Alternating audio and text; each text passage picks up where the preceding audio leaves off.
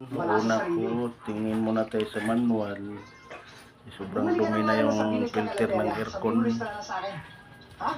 Ayan, tingin ganito lang pala pagbukas yung filter. Wala sa baba.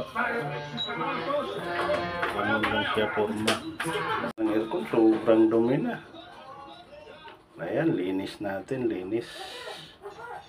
Filter ng aircon. Linis natin, sobrang dumi. Filter, di pwede brasan ha. Ganun-ganun lang oh. Ganun lang siya. Hindi siya pwede brasan. Ganun lang siya oh. Linis na, di ba? Kapag brasan mo yan, masisira yung filter niyan. Ganun lang ang paglinis.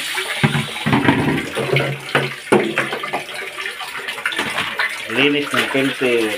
Ganun lang. Bukan mo siya, matutanggal na yung mga dumi. Ganun lang paglinis, hindi pwede brush. Okay na, malinis na yung filter ng aircon. Ngayon, ito naman ilagay natin sa huli.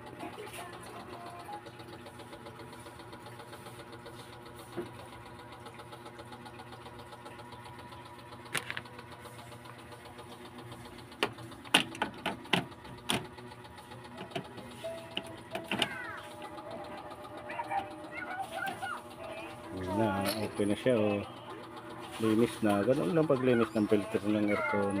Sobrang dumi.